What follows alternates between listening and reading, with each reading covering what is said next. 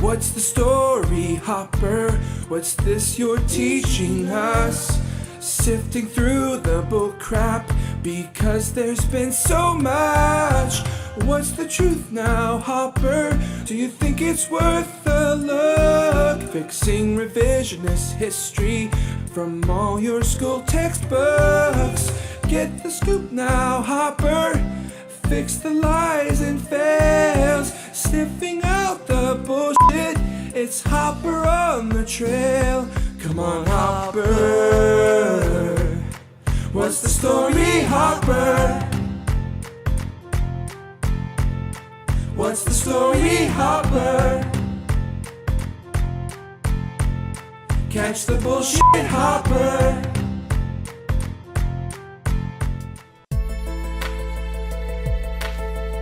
Once upon a time, in the 80s, the media and governments of the world warned of an impending catastrophe. One that could end civilization as we know it. The epidemic of HIV/AIDS. Yes, in the 1980s and early 90s, the message was clear. No one was safe from the silent non-killer that is AIDS. AIDS, oh no! Many people had the wool pulled over their eyes with this hoax, but with the media aflutter over the latest doomsday scenario, activists were quick to vilify skeptics and reasonable doubters. When the city of New York estimated that 400,000 residents had AIDS, the commissioner himself, John C. Joseph, said that the estimate was actually less than half that. Little did he know that he lit a powder keg. Leaders of AIDS organizations and social activist groups accused him of minimizing the crisis and staged a sit-in demanding that he resign. It turns out that he was entirely correct. But no matter. The tone had been set. In a hyperly politicized climate, lobbyists dug in their heels, setting the stage for the silent non-killer AIDS to become the single most researched funded disease in the modern history of America. Despite it being a statistical non-risk factor, We demand more money to combat this horrible disease which, contrary to popular belief, afflicts people of all shapes, sizes, and sexual orientations. only that wasn't true at all.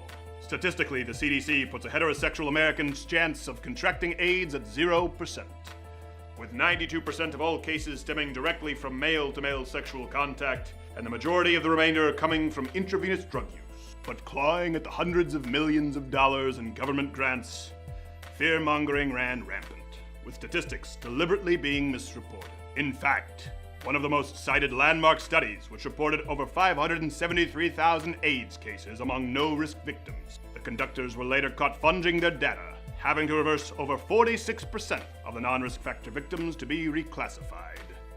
But by that point, the damage had been done. But I know it, Doc. I just know it. Mr. Hopper, I can assure you, you do not have AIDS. But all my hair is falling out. That's just your summer coat.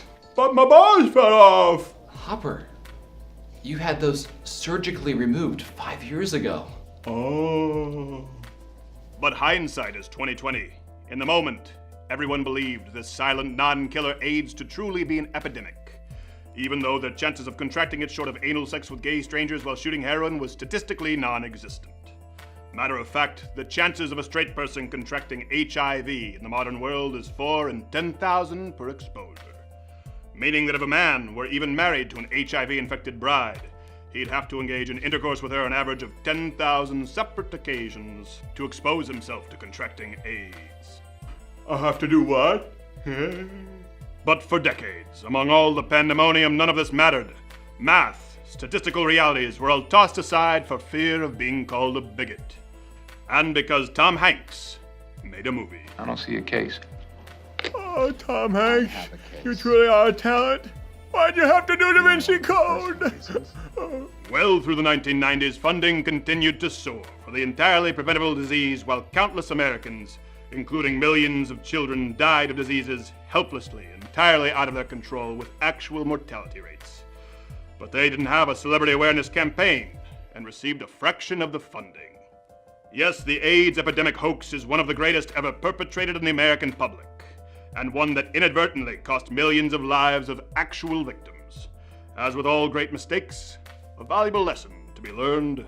You too can help save children's lives and stop stealing their research dollars by taking these simple steps to easily avoid the silent non-killer. So really, as long as you're not having unprotected anal sex with strangers or sharing needles, you have nothing to worry about. Also, stop biting hobos. Oh, 'cause I did bite him that one time. Wait, are you saying hobos or homos? No. Hobos. Don't bite hobos. Okay, are you saying hobos or homos? I'm still not clear. No, hobos. You know what? Just play it safe. Don't bite either. What's the story, Hopper? Maul the bastard Hopper. Hey, if you like this video, subscribe by clicking the button that says subscribe. If you're not aware of it now, there's no way you're learning the internet at this point. I'm not going to help you. But this was clipped from my daily show, available exclusively to louderwithcrowder.com/mugclub members. If you're a student, military, or veteran, enter in that promo code. It's less than $6 a month, and you get daily content. No more clips, plus this hand-etched mug. Oh, when I feel it, I got a chill like on the inside.